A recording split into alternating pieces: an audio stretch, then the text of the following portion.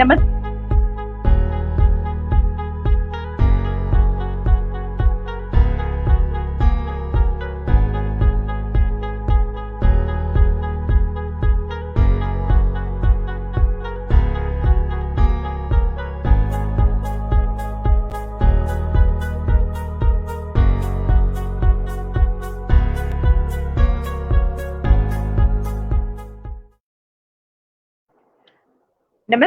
रूबरू theatre group की तरफ से शख्सियत के इस अंक में आज इस वक्त जो शख्सियत हमारे साथ है, बेहतरीन अदाकारा, सच में बेहतरीन अदाकारा, टेलीविजन धारावाहिकों से जुड़ी हुई हैं। स्वागत करती हूँ शोमा राठौर जी का।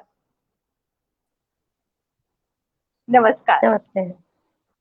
बहुत बहुत स्वागत आपका हमारे शो में, बहुत बहुत स्वागत। Thank you. तो सबसे पहले तो मैं यही कहूंगी, जैसे कि हमारे शो का अक्सर मैं यही कहती हूँ, फॉर्मेट है कि आजकल थोड़ा सा एटमॉस्फेयर ऐसा चल रहा है कि लाइव शोज बहुत कम हो रहे हैं या ना के बराबर हो रहे हैं। तो जितने भी यंग परफॉर्मर्स हैं, तो हमारा मकसद है कि जो सेलिब्रिटीज हैं, जिनकी जो कला की जर्नी है वो बहुत इंस्पिरेशनल रही है, तो मैं चाहूंगी आप अपना सफर आपसे शेयर कीजिए, साझा कीजिए, ताकि उनको भी एक इंस्पिरेशन मिल सके। कहाँ से? यहाँ मुंबई आने के बाद से आपको सुनना है? आपकी जो कला की जर्नी रही, जो आपकी कला की जर्नी, कितनी मुश्किलात आई, किस तरह से आपने ये सफर तय किया बचपन से लेकर आज तक, किस तरह से? जी। देखिए, जब मैं छोटी थी तो मुझे नकल करने का बड़ा शौक था, तो मैं सबकी नकल उतारा करती थी। तो स्कूल में टीचर्स भी मुझसे नकल उतरवाते थे। जब कोई टीचर नहीं है तो उनकी नकल उतरवाते थे। इस तरह का कुछ-कुछ हमारा एक्सपीरियंस होता था कभी एनुअल फंक्शंस वगैरह में। उसके बाद जब मैंने पढ़ाई छोड़ दी, कुछ मैं 9th क्लास में थी तभी पढ़ाई छोड़ दी थी मैंने, क्योंकि मेरे सर पे चोट लग गई थी और उसकी जी। वजह से सर में अक्सर दर्द होता था और पढ़ाई नहीं कर पाती थी मैं। तो फिर मैंने छोड़ दिया। उसके बाद मैं गई डांस सीखने के लिए। तो मैंने डायरेक्ट सॉन्ग से शुरुआत की थी सीखना। तो मैंने पहला गाना चुना था कि मैं तेरी दुश्मन दुश्मन तू मेरा, मैं नागिन तू सपेरा। तो जब इस पे मैंने सीखा डांस, तो मैं बहुत जल्दी हार्ड से हार्ड स्टेप्स होते थे जिसको मैं तुरंत कैच कर लेती थी और याद भी रखती थी, भूलती नहीं थी। तो जब ये गाना कंप्लीट हुआ, मैंने अपने मैम को कहा कि अब दूसरा गाना कौन-सा करेंगे? तो उन्होंने कहा कि तुम्हें गाना डांस वांस सीखने की जरूरत नहीं, तुम मेरे साथ डांस सिखाओ। क्या तो मैंने जी उनके साथ में डांस सिखाना शुरू की और काफी कुछ 8-10 साल मैं डांस सिखाती रही उनके साथ और बहुत सारे मैरिज प्रोग्राम्स वगैरह कराया मैंने। फिर शादी मेरी हुई, उसके बाद में जब मैं मुंबई आई शादी के बाद, तो मैंने कहा जब मुंबई आ गए हैं और मेरा बचपन का सपना तो था एक्ट्रेस बनने का, लेकिन मैंने कभी ये नहीं सोचा था कि मैं मतलब मैं हीरोइन बनूँगी या गाने गाऊँगी, इस तरह का कुछ नहीं सोचा था। मैं बचपन से बड़ी होकर के सास बनना चाहती थी। तो क्योंकि मम्मी क्या बचपन से मुझसे ललिता पवार जी की एक्टिंग कराती थी, कभी बिंदु जी की एक्टिंग करती थी, तो कभी मैं सुरैया जी के गाने उनकी नकल उतारती थी। तो मैंने कभी हीरोइन बनने का सोचा ही नहीं था और जब मुंबई आए तो मैंने स्ट्रगल चालू किया।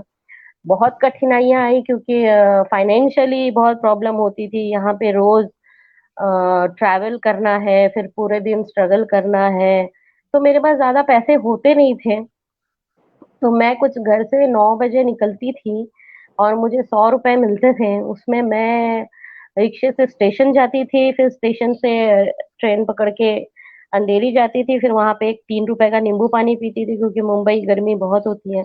वो पी कर के फिर एक च्युइंगम चबाते हुए पूरा दिन वो च्युइंगम चबाते हुए मैं स्ट्रगल करती थी, यहाँ ऑडिशन देना है, वहाँ फ़ोटो देने हैं, इससे मिलो, उससे बात करो, ये सब चलता रहता था पूरे दिन। आते-आते रात के 9 बजते थे, तो आते वक़्त भी एक नींबू पानी ₹3 का वो पीती थी और फिर घर आती थी। तो पूरे दिन मैं भूखी घूमती रहती थी। इस तरह का मेहनत किया है हमने बहुत। फिर ऑडिशंस तो इतने दिए पर कभी ऑडिशंस से काम मिला नहीं मुझे। मुझे जब भी काम मिला तो मुझे डायरेक्ट कोऑर्डिनेटर्स के थ्रू मिला और जब मैं उनके थ्रू 1-2 जगह मैंने अच्छे से काम किया, मैंने पवित्र रिश्ता भी किया और उस टाइम जब मेरी स्टोरी चल रही थी उस वक़्त पवित्र रिश्ता का टीआरपी भी काफ़ी हाई हुआ था, तब मानव की फैमिली को पुलिस वाले ले जाते हैं और बहुत मारते हैं, तो मैं उनकी मदर और सिस्टर को मैं ही मारपीट करती थी जेल में। इस तरह के सीन होते थे हमारे। फिर उसके बाद वहां से मुझे एक फिल्म मिली, सतरंगी पैराशूट जिसका नाम था। बच्चों की फिल्म थी, उसमें जैकी श्रॉफ थे, राजपाल यादव थे, संजय मिश्रा जी की वाइफ का मैंने कैरेक्टर किया था। जब वो फिल्म मैं करके आई तो उसके तुरंत बाद मुझे लापतागंज से कॉल आया। अब लापतागंज से जब कॉल आया उस वक्त तक मैं ना कैमियोज करना छोड़ दी थी। मैंने कहा वन डे टू डे नहीं करूंगी, अगर मेरा कैरेक्टर थोड़ा सा अच्छा रहेगा, फोकस में होगा तो ही मैं करूंगी। तो बोले ठीक है, लेकिन उस दिन एक दिन का कॉल आया था डायरेक्ट मुझे लापतागंज से, और मैंने फट से हाँ कर दी। तो मेरे हस्बैंड ने पूछा कि तुम तो वन डे टू डे करना छोड़ चुकी हो, अभी क्यों जा रही हो वन डे टू डे के लिए। मैंने कहा देखो, ये जो लापतागंज है ना, ये मेरा सपना है। मैं हमेशा से देखती थी लापतागंज, और मुझे लगता था कि यार इसके कैरेक्टर इतने ओरिजिनल लगते हैं कि जैसे कि उसी कैरेक्टर के लिए ही ये बने हुए हैं, ऐसा लगता था। और मैं सोचती थी कि काश मैं भी इसका हिस्सा होती। और आज मुझे वहां से कॉल आया है तो मैं जाके करूंगी। और ये देख लेना कि मैं आज जा जरूर रही हूँ, लेकिन मुझे यहाँ से दोबारा कॉल जरूर आएगा। और मैं गई वहां पे। जब मैं वहां गई तो मैंने देखा, मेरा जो फटाफट मुझे रेडी कर रहे थे वो लोग, आपका सीन है फटाक से, एक छोटा सा सीन है बस। मैंने कहा ठीक है। अब सीन आया, सीन में बताया कि लिखा था एक सास है जो अपने दामाद को मारते मारते लापतागंज गांव में लेके आती है। फिर सब लोग पूछते हैं क्यों मार रहे हो, क्या है, उसके बाद फिर वापस मारते मारते वो लेके जाती है। तो मैंने कहा यार इसमें ऐसा क्या है जो नोटिस होगा, जिससे मेरा परफॉर्मेंस दिखेगा, मैं इसमें क्या ऐसा करूं। तो मैं जब ये सोचते हुए मैं सेट पे पहुंची तो वहां एक दुबला पतला सा आदमी बैठा था कुर्सी पे। तो मैंने उनको पूछा क्या आप ही दामाद बन रहे हो मेरे, तो बोला हाँ हाँ मैं ही बन रहा हूँ। मुझे आइडिया आ गया। मैं अपने डायरेक्टर के पास गई, धर्म वर्मा जी उस वक्त डायरेक्ट कर रहे थे लापतागंज। मैंने उनसे कहा सर, यहाँ लिखा है कि सास मारते हुए दामाद को लाती है और मारते हुए ले जाती है, तो अगर मैं मारते हुए ले जाने की बजाय अगर उसको उठा के लेके जाऊं तो उन्होंने कहा आप उठा लेंगे। मैंने कहा हाँ। बोले दिखाओ। तो मैंने उनको ऐसे उठाया, पूरा पैर के नीचे हाथ डाल के ऐसे, एक इधर मेरे, इधर पैर है इधर सर है, ऐसे उठा लिया और गोल घुमा के और मैंने पटक दिया। तो उस वक्त सब लोग हंसने लगे और उन्होंने खूब तालियां बजाई मेरे लिए। तो वहां पे उन रोहितास जी भी थे जो अभी भाभी जी में मेरे बैल बना है, मेरा बेटा, वो भी थे। वो सब मेरे सीनियर हैं। अनूप जी जो जीजा जी छत पे है में मेरे हस्बैंड बने हैं, और भाभी जी में चाचा बने हुए हैं। तो ये सब सीनियर थे मेरे लिए, और इन लोगों ने मेरे लिए क्लैपिंग किया, और इन्होंने अश्विनी सर को भी बोला कि ये बहुत अच्छी आर्टिस्ट है ऐसे करके। तो मैंने उस दिन वो किया सीन और मैं घर आ गई। उसके बाद मुझे कुछ 9-10 दिन के बाद मुझे वापस कॉल आया, और उन लोगों ने मुझे कहा कि हमें आपके जैसी एक एक्ट्रेस चाहिए, क्योंकि हमारी एक स्टोरी आ रही है तो सुप्ती लाल की वाइफ के लिए हम ढूंढ रहे हैं। तो मैंने उनसे कहा कि मेरे जैसी तो सिर्फ मैं ही हूँ, दूसरी कोई नहीं है। और अगर आपको एक्ट्रेस चाहिए जो थोड़ी हेल्दी भी हो तो मैं नंबर दे सकती हूँ, और एक्ट्रेस का आप देख लीजिए, मैं किसी की गारंटी नहीं ले सकती हूँ एक्टिंग की। बोले ठीक है। तो मैंने कुछ 5-6 लोगों के नंबर भी दिए, उन लोगों को ऑडिशन के लिए भेजा भी। कुछ इनका ऑडिशन चलता रहा कुछ दिन तक। फिर इनका फोन आया, बोला कि हम आप ही को कास्ट कर रहे हैं, हमें और कोई नहीं मिल रही ढंग की। तो मैंने कहा ठीक है। फिर वहां से मेरे लापतागंज की शुरुआत हुई। और जब मैंने ज्वाइन किया तो हमारे टीआरपी बढ़ गई थी, कुछ 1.8 आ रहा था लापतागंज का। और हमारा हनीमून वाला पूरा चल रहा था कि पूरा गांव एक साथ हनीमून पे जाता है। तो कमाल वहां से मेरी कमाल शुरुआत हुई। जी। कमाल, क्या बात। एक तो आपकी स्ट्रगल कि आप सर पे जी। लेकर पूरा दिन, कितनी बड़ी बात है, ये कितनी बड़ी बात है कि जी। आप स्ट्रगल, संघर्ष, कहते हैं ना, संघर्ष ही जीवन है। और ये सच में जी। संघर्ष ही जीवन है। और अगर आप ये हम्म। सोचें कि हमें एक प्लेटर पे सब कुछ मिल जाएगा, वो चीजें आसान हम्म। नहीं होती। मेहनत करना हाँ हाँ। बहुत जरूरी है, मेहनत बिल्कुल। करना बहुत जरूरी है, और मेहनत से घबराना नहीं चाहिए। जी, आप कुछ कहने वाली थी। बिल्कुल। जी। हाँ, मैं अ, ये कह रही हूँ कि अभी जैसे इंस्टा है, इंस्टा पे काफी सारे फैंस हैं जो कांटेक्ट जी। करते हैं, मैसेजेस भेजते हैं। तो मैंने देखा है बहुत से लोग ऐसे कह रहे होते हैं कि मैम, हम भी एक्टर है, हमें भी एक्टिंग करनी है, और भाभी जी में हम काम करना चाहते हैं, तो आप वहां पे बोल दीजिए कि हम काम करना चाहते हैं। तो मुझे ऐसा लगता है कि इन्हें अभी पता ही नहीं है कि काम कैसे मिलता है। और कितना मुश्किल होता है ये काम, हमारे लिए पूजा के समान है। आप बिल्कुल। यकीन नहीं करेंगे, मैं एक बार लापतागंज में जा रही थी शूट पे, और रास्ते में मैं गिर गई, तो मेरा पैर सूज गया, और मैं रिक्शे पे बैठी, रिक्शा वाला बोला कौन से हॉस्पिटल चलना है मैडम, मैंने कहा हॉस्पिटल नहीं, मुझे शूटिंग पे लेके चलो, मेरा सीन लगा हुआ है। तो बोले हम्म। अरे लेकिन आपकी तो हालत खराब है, पूरा पैर सूजा हुआ है आपका, डॉक्टर नहीं दिखाएंगे? मैंने कहा नहीं नहीं, मेरा सीन है, पहले मैं सीन करूंगी, मैं देखूंगी शाम को टाइम मिलेगा तो। मैं गई, जब रिक्शे से मैं उतरी तो मैं खड़ी नहीं हो पा रही थी, मुझे कुछ अपने रूम तक पहुंचने में 15-20 मिनट लग गए, पैर चल ही नहीं पा रहे मेरे। फिर वहां पे रेल स्प्रे लगा के और क्रेप बैंडेज बांध के फिर हम सीन करने गए, तो अब मैं लंगड़ा रही हूँ उस पे, तो मैं कंट्रोल नहीं कर पा रही हूँ, दर्द इतना है। तुमने कहा कि एक काम करते हैं, सीन में मौसी मुझसे पूछना कि मिर्चा का हुआ तुम्हारे पैर में, तो मैं कहूंगी मौसी वो का है ना, भैंसिया लात मार दी, तो सीन मैनेज हो जाएगा। तो कहे ठीक है। अब मेरी स्टोरी चल रही थी, तो मुझे करीब 10-12 दिन मैंने कंटिन्यू शूट किया है, वैसे ही लंगड़ा के, दौड़ना भागना गिरना सब किया। उसके बाद जब मुझे छुट्टी मिली तो फिर मैं हॉस्पिटल गई, और जो हमारा एक्सरे निकाला गया तो पता चला कि पैर फ्रैक्चर है। तो डॉक्टर ने ओह। कहा आपका पैर तो फ्रैक्चर है, आप यहाँ तक चल के कैसे आए? मैंने कहा चलना तो छोड़िए, मैं दोबारा दिन से शूट कर रही हूँ। तो कह रहे आप बहुत हो गया, अब आपको मैं प्लास्टर लगा के दे रहा हूँ, और 1.5 महीना आपको बिस्तर से उठना भी नहीं है, कुछ भी नहीं करना, आपने सिर्फ बिस्तर में पड़े रहना है बस। अगर हिलोगे फिर पैर हमेशा के लिए चले जाएंगे आपके। क्या तो फिर बात, क्या। मैं 1.5 महीने तक बेड पे। ये कमिटमेंट है, ये कमिटमेंट है, और हाँ। ये बहुत जरूरी है कला के क्षेत्र में सफल होने की। जी जैसे जी। आपने कहा इबादत है, पूजा है। सच में जी कला इबादत और पूजा है। जितने भी हमारे साथ न्यू जनरेशन के जितने भी लोग इसको सुनेंगे, मैं सबको यही कहना चाहती हूँ कि ये एक बहुत बड़ी इंस्पिरेशन है कि कुछ भी हो, लेकिन जब आपको काम करना है, आपको करना है। और ये जी जी। Hats off. हमारे साथ बहुत सारे लोग जुड़े हुए हैं, सभी का वेलकम करती हूँ।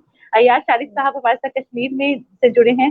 प्रतिमा जी हमारे साथ जुड़ी हैं। हाय प्रतिमा जी, प्रणाम। मैं जी हाँ, ये कहना चाहूंगी, बेहतरीन अदाकारा है, बेहतरीन अदाकारा और बेहतरीन लाजवाब इंसान है। आप इनके साथ जी भाभी भाभी के घर में काम करिए, तो कैसा अनुभव रहा? जी क्योंकि एक बेहतरीन लाजवाब जी इंसान तो शी एन एंजल। तो आप क्या जी कहेंगी? जी। अरे मैंने इनका नाम बहुत सुना है, मैंने बचपन से इनका काम देखा था, और मैं मतलब मुझे ऐसा लगता था कि बहुत स्ट्रिक्ट लेडी होंगी, आर्टिस्ट तो है ही गजब की, नारियल, लेकिन एक नारियल रिस्पेक्ट है, होता है। नारियल है। हाँ। जब मेरी इनकी मुलाकात हुई भाभी जी में, तो इन्होंने ऐसे फील कराया जैसे हम बहुत सालों से एक दूसरे को जानते हैं, और ऐसा कोई फील ही नहीं कराया कि ये मेरे लिए बहुत बड़ी आर्टिस्ट हैं, ये बहुत सीनियर है मुझसे। ऐसा मुझे लगा ही नहीं, बिल्कुल फ्रेंड जैसी लगी, लगा जैसे रोज हम इनके साथ काम करते आ रहे हैं। और बहुत इजीली, अभी भी इनकी मेमोरी इतनी अच्छी है, डायलॉग्स इतने अच्छे से याद होते हैं।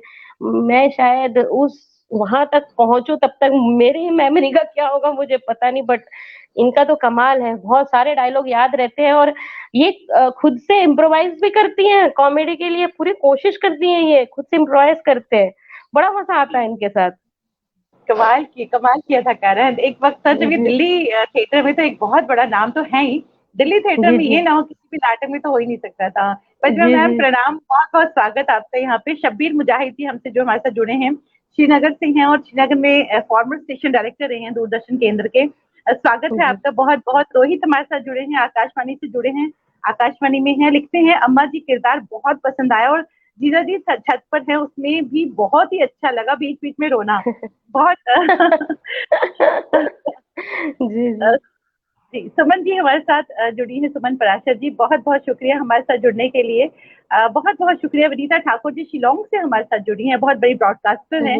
बहुत बहुत शुक्रिया हमारे साथ जुड़ने के लिए। सुचित्रा जी एक बहुत बड़ी अदाकारा दिल्ली में, बहुत बहुत शुक्रिया हमारे साथ जुड़ने के लिए। अमरजीत अरोड़ा जी हमारे साथ जुड़े हैं, एक रंगकर्मी है, वरिष्ठ रंगकर्मी है, बहुत बहुत शुक्रिया।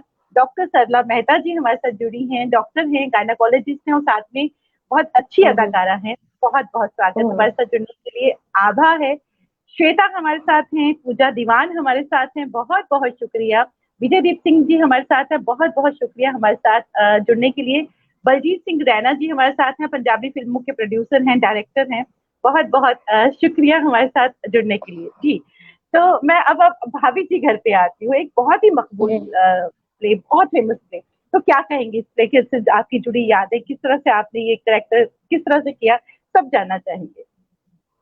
देखिए, मैंने अभी पहले भी आपको बताया कि मैं बचपन से सास बनना चाहती थी, जी। और वो सास बनने का सपना मेरा भाभी जी में आने के बाद पूरा हुआ।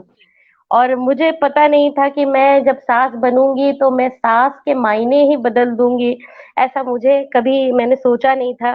पर भाभी जी में आने के बाद जब फैंस हमसे मिलने आते हैं और वो कहते हैं कि मैम, मैम तो मुझे कहते नहीं, ज्यादातर अम्मा जी कहते, कहते अम्मा जी आपसे मिलने के बाद हमारी सास बदल गई है। और कितने लोग आते हैं वो कहते हैं हमें, हम सबको आप जैसी ही सास चाहिए, काश हमारी सास आप जैसी होती। और बहुत सी सासें भी आती हैं, वो भी कहती है कि बहुत बढ़िया, आप तो कानपुरिया सास लगती हैं, कानपुर से हैं। मैं बोलती नहीं, मैं कभी गई नहीं हूँ यूपी में। तो वो यकीन नहीं करते। बड़ा अच्छा एक्सपीरियंस रहा, मैं जो करना चाहती थी मुझे वो करने को मिला है इस शो के माध्यम से। और मैं बहुत धन्यवाद देना चाहूंगी हमारी जो प्रोड्यूसर हैं, हमारे डायरेक्टर शशांक सर हैं, हमारे राइटर है मनोज जी। इन सब ने मुझ पे जो भरोसा रखा है और जो इन्होंने मुझसे करवाया है, जिसकी वजह से आज आप सब मुझे जानते हैं। मुझे भाभी जी घर पे है से बहुत पहचान मिली, बहुत लोग मुझे जानने लगे इस वजह से। तो भाभी जी मेरे लिए बहुत स्पेशल है, और यहाँ काम करना बोले तो सबसे अच्छा एक्सपीरियंस रहा है अब तक इंडस्ट्री में जितना भी मैंने काम किया है। बहुत प्यार से काम होता है यहाँ पे, कोई हड़बड़ी नहीं होती है, कोई भागम दौड़ नहीं होता है, कोई हल्ला शोर गुल कुछ नहीं होता है। बड़ी शांति से हम काम करते हैं और बड़े मजे लेके काम करते हैं और हंसते हंसते काम करते हैं। क्या बात, क्या बात। आप जो कैरेक्टर्स में कर रही हैं और रियल में अगर मैं बात करूं तो आप जिनके साथ हैं आप उनसे 20 साल छोटी हैं, और क्या कमाल का आप करती हैं, क्या कैसे करती हैं इतना कमाल, और लगता ही मतलब वो आपसे 20 साल बड़े, आप उनसे 20 साल छोटी, साथ ही। जी, 20 साल तो नहीं, शायद वो 15 साल तक होंगे मुझसे बड़े, बट फिर भी मैं, मेरे लिए वो बहुत सीनियर है। क्योंकि लापतागंज में जब मैं आई थी उस वक्त वो सामने से उन्होंने तालियां बजाई थी मेरे लिए, और मैं बहुत रिस्पेक्ट करती हूँ उनकी। आज भी मैं उनको सर कह के बुलाती हूँ। और पर्दे पे आप सब मुझे उनकी पिटाई करते हुए देखते हैं, उन्हें बैल कहते हुए देखते हैं। और वो इतने स्वीट है, इतने स्वीट है, मतलब कभी भी जैसे सीन करते वक्त मैं, मतलब मुझे लगता है कि काश शायद कहीं मेरे से उन्हें चोट तो नहीं लग गई हो, कहीं मैंने सच में तो नहीं मार दिया हो। कई बार ध्यान नहीं रहता है शो करते हुए, तो मैं सीन के बाद पूछती भी हूँ रोहिता जी कहीं लगी तो नहीं ना, कहीं मैंने सच में तो नहीं। अरे नहीं नहीं, बिल्कुल नहीं सोमा जी, आप बिल्कुल करिए, बहुत अच्छा करिए। और थोड़ा टच होना ही चाहिए वरना कैसे मजा आएगा, बिल्कुल बेफिक्र होके करिए, इतना भी क्या सोचना, आप करिए बेफिक्र। तो वो पूरा आजाद छोड़ देते हैं, पूरा सपोर्ट करते हैं, और इतने हम्बल है, इतने अच्छे आर्टिस्ट होकर के इतने डाउन टू अर्थ, कि मतलब मैं उनसे वो ही चीज मैंने सीखा है। ये चीज जो है ना, ये इन लोगों की दुआएं मिलती है, इनका जो नेचर है, मैंने आज तक ऐसा आर्टिस्ट नहीं देखा जितने की ये सरल है। क्या बात, बिल्कुल सही कहा आपने कि एक अच्छा कलाकार वही होता है जो एक बहुत अच्छा इंसान हो और एक बहुत जी जी सहज और सरल इंसान हो, क्योंकि जी ये जी जी इबादत है और ये आपको ऊपर वाले से जोड़ती है कला आपकी। तो जी बिल्कुल। भाभी जी से जुड़ा हुआ कोई सुनहरी याद, कोई ऐसे ऐसा इंसिडेंट जो आप हमसे शेयर करना चाहें। भाभी जी से जुड़ा हुआ है ऐसे तो ऐसे तो मतलब ये है कि रोज कुछ ना कुछ मजेदार होता ही रहता है, हमेशा का ही है। और रोज कुछ ना कुछ इतना, मतलब हर दिन होता है कि कुछ ऐसा लगता नहीं कि बहुत खास हमारे लिए, क्योंकि अब वो रोजमर्रा की बात हो गई है। और वैसे तो डांस वगैरह का हमारा होता था जब पहली बार मैं, जब सेट पे मैं काम कर रही थी, और रोहितास जी ने, हमारे डायरेक्टर शशांक सर से कह दिया कि सोमा जी डांस बहुत अच्छा करती हैं। तो उन्होंने मेरे को कहा आपकी मैंने डांस की तारीफ सुनी, मैंने कहा नहीं सर ऐसा नहीं है, वो थोड़ा बहुत करती हूँ। तो बोले ठीक है, तो आप एक काम कीजिए, हम गाना लगाएंगे। अब आपका कैरेक्टर तो गाँव वाला है जिसमें आप यूपी वाली बनी है, लेकिन आपको डांस ब्रेक वाला करना है। तो मैंने कहा ठीक है करते हैं। तो उन्होंने मुझसे डायरेक्ट ब्रेक डांस कराया, जो मेरा हमेशा का फेवरेट स्टेप वो मेरे से कराते हैं। तो वो बहुत अच्छा एक्सपीरियंस रहा मेरा, कि एकदम से अम्मा जी के कैरेक्टर में ब्रेक डांस कर रही है सास, तो वो बड़ा अच्छा लगा। कमाल का, कमाल का ना। आपने बहुत सारे जी जो करेक्टर्स किए हैं सीरियल्स में, कॉमेडी किए हैं मोस्टली। जी, जी, तो जी। कॉमेडी करना बहुत आसान नहीं है, कॉमेडी करना बहुत मुश्किल है। क्या कहेंगी आप?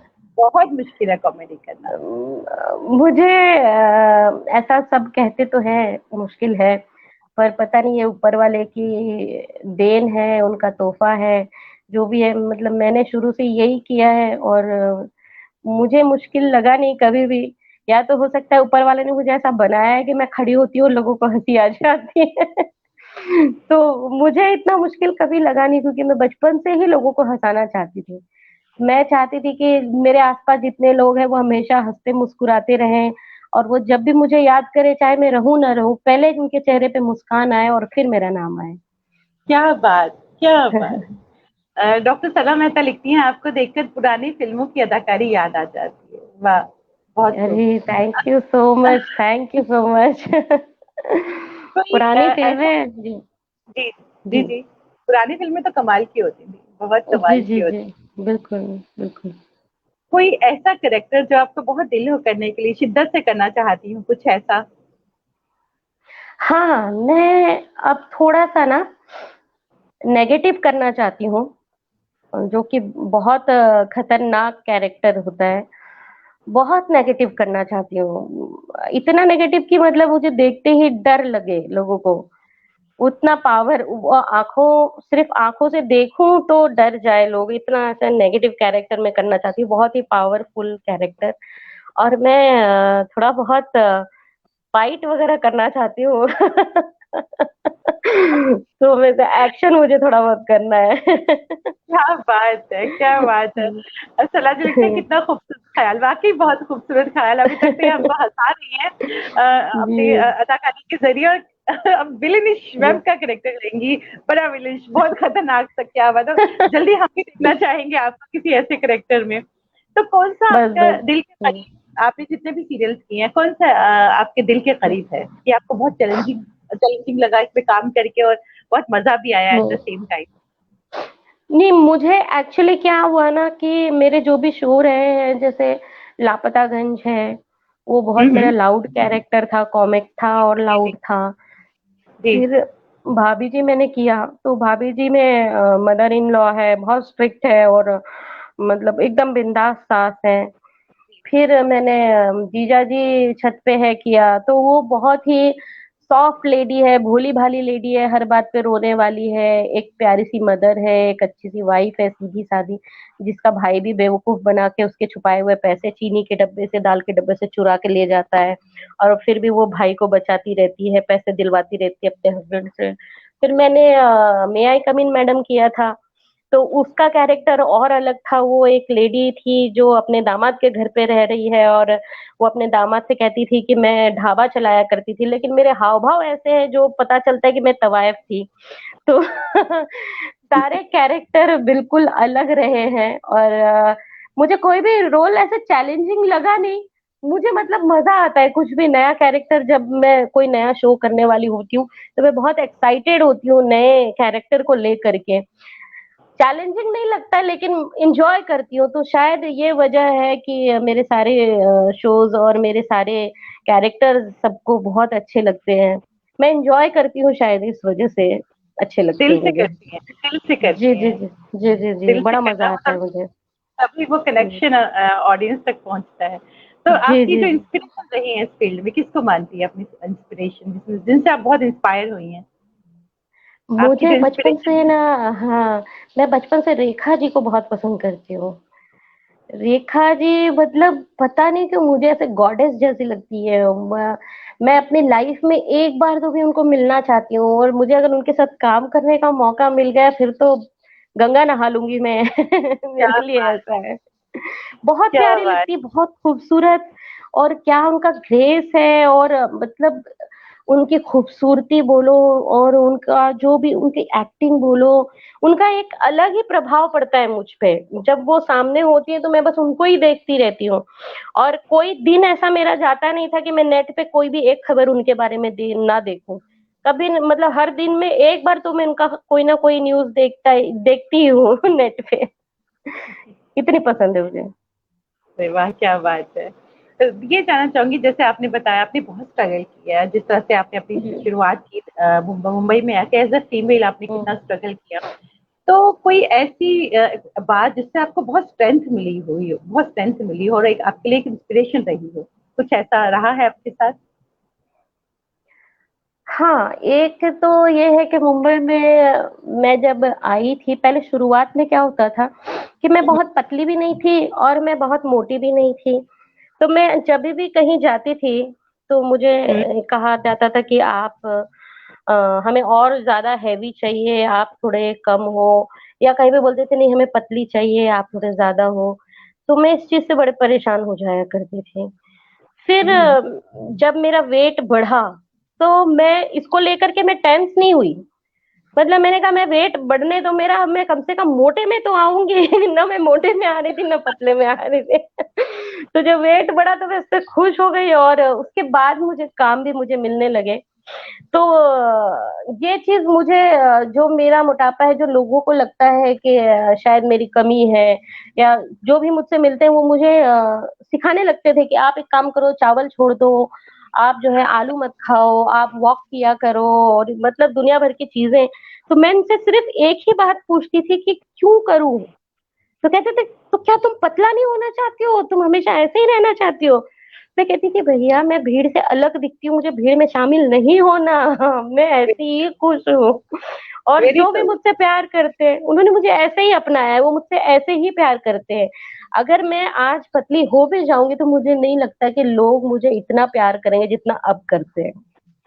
सच में, सच में। और आपकी कला, आपकी अदाकारी, क्या बात, क्या, जबकि आप, आपने जैसे आपसे जब बात हुई थी आपने थिएटर नहीं किया, उसके बाद भी जी। अपने आप में तो कहीं से आपने ट्रेनिंग भी ली, ये आपके अंदर का है नहीं। जो अब निखरता गया, निखरता गया। तो आप जी जी इतना जी खूबसूरत आप अपनी अदाकारी कर रही हैं। तो मैं जी। आपसे ये जानना चाहूंगी, अदाकारी के अलावा आपकी अपनी हॉबीज क्या है, क्या क्या करना आपको बहुत पसंद है? ये आप पूछ सकते हैं, जैसे एक लेडीज, ज्यादातर लेडीज के शौक होते हैं, शॉपिंग करना, ज्वेलरीज का शौक होता है, ड्रेसिंग का शौक होता है, घूमने फिरने का शौक होता है, थोड़ा गॉसिपिंग का शौक होता है। तो मुझे ऐसा कोई शौक नहीं है। लेडीज वाली मेरी कोई भी हॉबी नहीं है। मेरी हॉबी, हाँ, मुझे मूवीज देखना बहुत पसंद है। मैं पूरे दिन थिएटर में बिता सकती हूँ। एक सुबह पहले जो पहला शो होता है वहां से लेके मैं लास्ट के शो तक मैं एक के बाद एक अलग अलग फिल्में मैं देख सकती हूँ पूरे दिन थिएटर में। और मुझे खाने पीने का बड़ा शौक है, तो मुझे तरह तरह का खाना, मुझे नया नया खाना ट्राई करना मुझे बहुत पसंद है। और मुझे पेट्स वाओ! का बहुत शौक है, मेरे पास बहुत सारे पेट्स हैं। तो पेट्स मुझे बहुत अच्छे लगते हैं, कोई भी जानवर हो, पक्षी हो, मैं उनसे बात करती हूँ, वो मुझसे बात करते हैं और मुझे समझते हैं, वो बहुत जल्दी मुझसे कनेक्ट हो जाते हैं। तो मुझे बड़े प्यारे लगते हैं। मैं कई बार रास्ते में रुक भी जाती हूँ, रास्ते में कुत्ते बिल्ली देख करके उनके साथ बात करना शुरू कर देती हूँ। हाँ। क्या बात, क्या बात।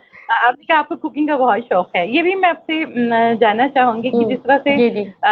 जिस तरह से अगर हम आपने कहा कि हम्म, मैं थिएटर, आपने फिल्में बहुत देखी, फिल्में देखने का बहुत बहुत शौक रहा है, जी जी तो क्या जी। फिल्मों की से आपकी जो एक्टिंग है उससे आपको कुछ, आपको आपके अभिनय में कुछ इंस्पिरेशन मिली, आपको लगा ऐसा बिल्कुल कि ये फिल्में देख के मुझे बिल्कुल। बहुत क्या कहेंगी आप? फिल्म फिल्म ही मुझे, मैं अपनी जो भी मैं थोड़ा बहुत एक्टिंग कर पाती हूँ, उन सब चीजों का श्रेय ज्यादातर मेरी फिल्मों को ही जाता है जिनको मैंने देखा है। क्योंकि जब भी मैं कोई फिल्म देखती हूँ तो मैं हमेशा, मैं थिएटर से गायब हो चुकी होती थी और मैं पर्दे के अंदर आ जाती थी। मुझे ऐसा लगता था कि वो फिल्म मैं जी रही हूँ, वो कैरेक्टर जो मैं देख रही हूँ वो मैं हूँ, मुझे ऐसा फील होता था।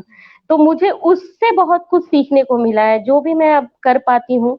उसके बाद जब मैं अब आ गई तो फिर हमारे जो को आर्टिस्ट है जैसे रोहिताज जी हैं, फिर लापतागंज में मौसी जी, शुभांगी जी हैं, इन सब जी। ने भी जो जो मुझे सिखाया, तो मैंने हमेशा अपना माइंड ओपन रखा है।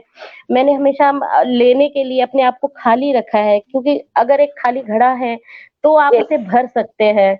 अगर वो भरा हुआ है तो आप उसे भरेंगे नहीं, और भरेगा तो वो ओवरफ्लो हो जाएगा। तो मैंने अपने आप को हमेशा खाली रखा है। जब भी मुझे कोई कुछ सिखाता है तो मैं चुपचाप सुनती हूँ और कोशिश करती हूँ कि वो चीज को मैं करूँ। शोभा जी, आपने बहुत बड़ी बात बोली कि खाली, ये जो थिएटर हम्म, में भी कहते हैं कि जब आप कुछ सीखते हो तो आपको अपना हम्म, पूरा ब्रेन और बाकी चीजें बिल्कुल खाली रखनी चाहिए ताकि आप नई जी चीजों को अडेप्ट कर जी सको, ये बहुत जी खूबसूरत और बहुत बड़ी बात आपने बोली है। तो मैं आपसे ये जी पूछूंगी कि आपके लिहाज से एक अच्छा कलाकार बनने के लिए क्या क्या चीजों की जरूरत है? यंग परफॉर्मर्स की तरफ से अगर मैं आपसे ये सवाल पूछूं तो आप क्या कहेंगे? हम्म। सबसे जरूरी चीज क्या है, या कामयाबी के लिए सबसे जरूरी चीज क्या है? मुझे सबसे पहले तो लगता है अभी जो मेरा एक्सपीरियंस रहा है न्यू लोगों में, मैंने वो रिस्पेक्ट की कमी देखी है जो हम लोग करते हैं अपने सीनियर्स की। उतना रिस्पेक्ट अभी मैंने न्यू जनरेशन में नहीं देखा है। सबसे पहली तो वो चीज है, जब आप किसी चीज की रिस्पेक्ट नहीं करेंगे तो आप उस चीज को कैसे पा सकते हो। दूसरी बिल्कुल। चीज है कि आजकल की जनरेशन पढ़ी लिखी समझदार है, उनको ऐसा लगता है कि हमने सब पढ़ लिया, हमने सब जान लिया, तो हमसे ज्यादा कोई क्या जानेगा, हमें सब पता है। तो वो एक चीज जो है वो माइनस है। आप अगर सीखने के लिए कहते हैं, पूरी जिंदगी कम पड़ती है, हर दिन इंसान कुछ ना कुछ सीखता है, लेकिन क्या उसके बात। लिए अपने आप को खाली रखना जरूरी होता है। तो सुनना, आजकल लोग बोलते हैं लेकिन सुनता जल्दी कोई नहीं है, सुनना बहुत जरूरी है। मुंह बंद रखना है, आंखें खुली रखनी है, कान खुले रखने हैं, सुनना है, देखना है, समझना है और उसके बाद बोलना है। ये चीजें मुझे लगता है कि न्यू जनरेशन के लिए सीखने के लिए जरूरी है। बहुत खूबसूरत बात आपने बोली। हमारे साथ हम्म, राज पपन जी हैं, इप्टा से जुड़े हुए हैं। लिखते हैं कि जी ये रंगकर्मी के लिए भी वो तभी सीख सकता है जब उसमें सीखने की ललक हो, अपने आप को जी खाली रखे वो। ये सच में बेहतरीन बात कही है बिल्कुल। आपने शोभा जी जी, कि अपने आप को खाली रख कर ही आप नई चीजें ग्रास्प कर सकते हो। डेडिकेशन जी बहुत जरूरी है और शॉर्टकट्स नहीं है, शॉर्टकट्स नहीं नहीं है, नहीं, मेहनत करनी बिल्कुल पड़ेगी। नहीं। तो जो बिल्कुल। मुंबई आना चाहते हैं यंग जनरेशन, यंग नाटक करने के हम्म। बाद एक एम हम्म। होता है यंग हम्म। परफॉर्मर्स मुंबई जाना है, हम्म। तो क्या हाँ, कहेंगी आप उनके लिए? क्या कहना चाहेंगे मुंबई आने के लिए, किस तरह की तैयारी करेंगे? देखिए छोटे शहरों में बहुत सी जगह है, आजकल के लोग बहुत टैलेंटेड है, बट बहुत सी जगहों पे ऐसा होता है कि मान लो कि कोई भी है, वो कुछ परफॉर्म करता है, लोगों को हंसाता है, तो कई लोग जो है उनका मजाक उड़ाते हैं, पर उन्हें पता नहीं होता कि वो मजाक उड़ा रहे हैं, और उनसे कहते हैं अरे यार तुम्हें तो मुंबई में होना चाहिए, इस तरह से चढ़ा दिया जाता है लोगों को। तो वो बेचारे उनकी बातें सुन करके वैसे लोग भी मुंबई चले आते हैं कि हाँ हमें तो मुंबई में होना चाहिए, हम बड़े स्टार बन सकते हैं।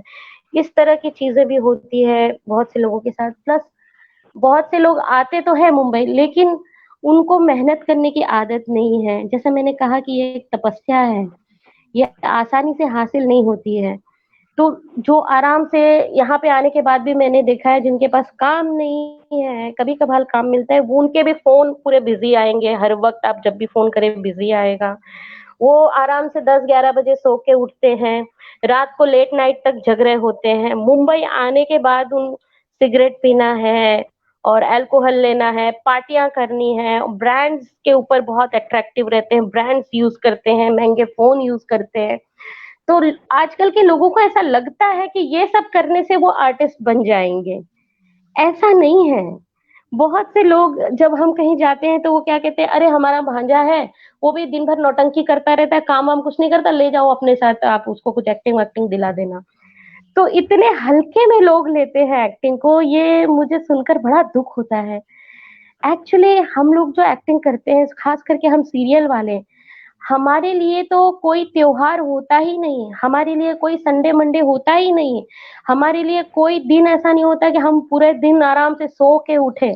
नहीं, हमें वेट करना होता है कि महीने में कभी कोई एक दिन मिल जाए तो उस दिन हम थोड़ा आराम से उठ सकें और हमारे जो महीने भर के पेंडिंग काम है उसे हम खत्म कर पाए। हमें किसी की शादी में जाने के लिए छुट्टी नहीं मिलती, किसी पार्टी में जाने के लिए छुट्टी नहीं मिलती, उसके लिए छुट्टी मांगनी पड़ती है, वो भी सोचनी पड़ती है कि क्या ये इतना जरूरी है कि हमें छुट्टी मिलेगा। तो आप जो लोग देख रहे हैं, हमें उन्हें ऐसा लगता है कि ये तो बहुत चकाचौंध की दुनिया है, आप आराम से 11-12 बजे सो के उठो, फिर आप जाओ, फिर आपको राजकुमार राजकुमारी की तरह तैयार किया जाएगा, सजाया जाएगा, फिर लाइटें होंगी, फिर आप 2-4 डायलॉग बोल दोगे और आप फेमस हो जाओगे। ऐसा बिल्कुल भी नहीं है। ऐसा बिल्कुल नहीं है। हम सब आर्टिस्ट ज्यादातर 8-8:30 बजे सेट पे पहुंच जाते हैं, और अभी लॉकडाउन का टाइम है, अभी तो हम 7:30 बजे पहुंचते हैं। तो अगर हमें 7:30 बजे सेट पे पहुंचना है तो घर से 1-1.5 घंटे पहले निकलना पड़ता है, और उसके लिए हमें कम से कम आधे घंटे पहले तो उठना ही पड़ेगा। तो आप समझिए कि 5 बजे आपको उठ जाना है सुबह, और फिर आप जाएंगे, 12 घंटे वहां पे शूट करना है, उसके बाद घर आते आते 1.5-2 घंटे लगेंगे। उसके बाद आपके पास इतनी एनर्जी नहीं होती है कि आप खाना खाओ या पार्टी करो, आपको सिर्फ रास्ते में बिस्तर दिख रहा होता है, भूख भी उतनी ही तेजी से लगी होती है, नींद भी उतनी जोर से आ रही होती है, तो आप ये भी डिसाइड नहीं कर पाते कि खाना खाऊं कि बिना खाऊं सो जाऊं, ऐसा। तो मैं बस इनसे यही कहूंगी कि बहुत अच्छी बात है आप सपना देखते हैं एक्टिंग का, बहुत अच्छी बात है, लेकिन उसके लिए आपको बहुत तपस्या करनी पड़ेगी और आप उसके लिए तैयार हैं तो आप जरूर मुंबई आइए और कोशिश कीजिए। क्या बात! बहुत ही सटीक बात बोली है आपने, बहुत जी। प्रैक्टिकल बात बोली है। हमारे साथ लद्दाख से महिपिम जी जुड़े हम्म, हैं, एनएसडी से पास आउट हैं और एक बहुत बड़े हम्म, रंगकर्मी हैं लद्दाख में। बहुत-बहुत शुक्रिया हमारे साथ हम्म, जुड़ने के लिए, और वो भी लिख रहे हैं कि बहुत ही खूबसूरत आपने चीज़ें बोली हैं। तो शोमा जी, सच में आपके साथ बात करते हुए इतना मज़ा आया, इतना मज़ा आया, और ख़ास तौर पे जो आपने बातें शेयर की, जो ये आपने आखिर में जो आपने स्ट्रगल की बात कही, आपने कहा जी। कि ये कला एक साधना है, देखने में बहुत ग्लैमरस जी। लगता है लेकिन ग्लैमरस नहीं है, इसके पीछे एक जी। बड़ी तपस्या है। क्या बात, क्या हाँ। बात! बहुत-बहुत शुक्रिया शोमा जी, आपने हमसे बात कही, और thank you. Really thankful to you. बहुत-बहुत शुक्रिया। थैंक यू शोमा जी, बहुत शुक्रिया। Thank you Kajal ji, thank you so thank much. Thank uh, जितने भी हमारे साथ व्यूअर्स जुड़े हैं, उन सभी का मैं शुक्रिया कहना चाहूँगी हमारे साथ जुड़ने के लिए। और कल मैंने गलती से हमने शख्सियत का नाम कुछ गलत बोल दिया था, उसको मैं ठीक कर रही हूँ कि आज तो हमारे साथ थी जानी-मानी, जो आपने इतने सीरियल्स में इनको देखा है, शोमा जी, शोमा राठौड़ जी हमारे साथ एक बेहतरीन अदाकारा, बेहतरीन कलाकार हैं, और इतनी खूबसूरत इन्होंने बातें कही। कल हमारे साथ एक और खूबसूरत अभिनेत्री होंगी, जो गुजराती रंगमंच की अगर हम बात करें, एक बहुत बड़ा नाम, बहुत से सीरियल्स में आपने उनको देखा होगा, खासतौर पे उत्तरन जो एक सीरियल आता था जिसमें प्रतिमा जी भी थी, जो हमारे साथ ऑलरेडी पहले हमारे शो में आ चुकी हैं, और वैशाली ठक्कर जी हमारे साथ होंगी कल, जो उत्तरन में आपने उनको देखा होगा उस बच्चे की माँ के कैरेक्टर में। बहुत बेहतरीन अदाकारा है रंगमंच की। तो कल हमारे साथ शाम को 7 बजे जुड़िएगा, और तब तक हमारे साथ जुड़ने के लिए बहुत-बहुत शुक्रिया और बहुत-बहुत नमस्कार। शुभ रात्रि।